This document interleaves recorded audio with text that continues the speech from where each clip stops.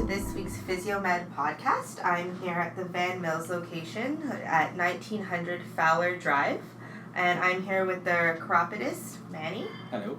Hi, how are you today? Good.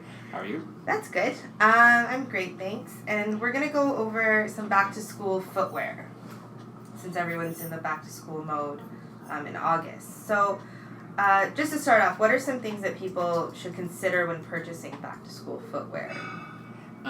Well, if you're looking at getting the top criteria, I would say that fit is number one. So when standing up, the longest toe, which can either be the first or the second usually, the shoe should be half an inch longer than that when standing. Sometimes one foot is bigger than the other, so you should always try on both pairs of shoes when you're in the shoe store. Always. Yeah, a couple of different sizes. You might go back and buy the first shoe that you tried on, but generally speaking, you'll always find something else that fits just as well. Might fit better, might feel better. And a lot of times, if we're talking about kids, they are very name brand conscious. So sometimes the better shoe is not the one that they want. So that's the fight that everybody always has with their kids. Right? Okay, so in terms of like buying shoes, obviously everyone's foot is different. Yep. Some people have flat feet, some people are arched. So, how can someone know like what kind of foot they have? That's a little bit difficult because when you go into shoe shops, all they want to do is to sell you a pair of shoes. So they might tell you incorrect information. They might tell you you're flat-footed. They might tell you that you're highly arched and you're the opposite. So the only way really to know is to go and see a specialist first, maybe get some recommendations on what type of foot they have, what to look for in shoes. I always tell people to take the shoe, generally speaking, you should try to hold the shoe, twist it. If it twists too much, then that's not necessarily a good shoe for you. But then you have fashion again weighing against function. So.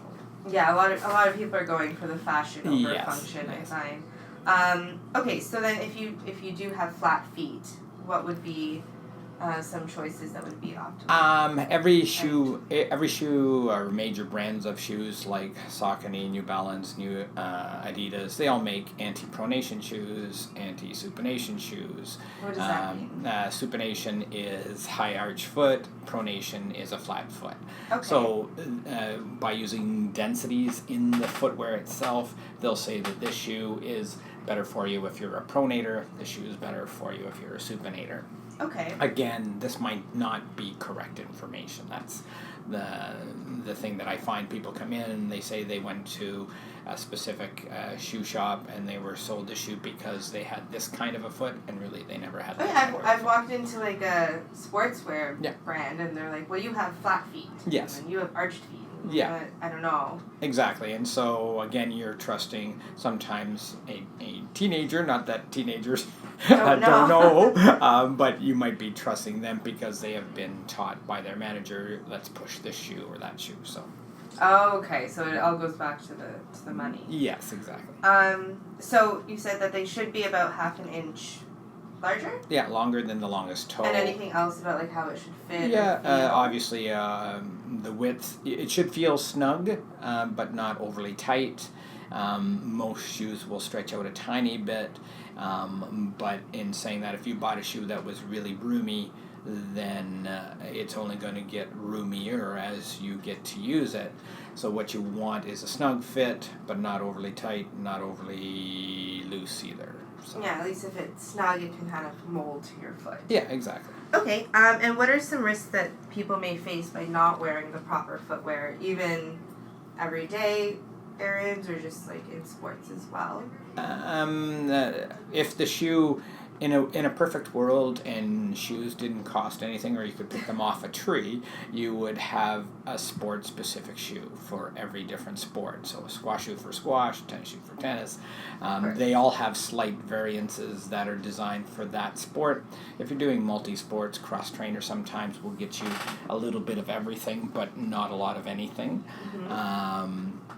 And then on the other side of the coin, some dress shoes or casual shoes will be better for you than other shoes. Again, it's fit first, and then trying to get something that will at least give you some support.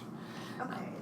So by not wearing the right shoe for the right sport, what could that lead to? Well, let's say if you were playing, let's go to tennis. If you were going to tennis and you were wearing a straight running shoe, there's a lot of lateral or side-to-side motion in tennis. The main risk in wearing a running shoe is that you'll twist your ankle because the shoe is not designed to stop sideways. It's just designed to go forward and back. So that's one of the things, and vice versa. If you were wearing a tennis shoe for running, then you're not going to get the same cushioning as well. So injuries can be knee problems, hip problems, lower back issues as well. Okay, we don't want any of that. No. And now, if you do have an injury, how do you help as a chiropodist?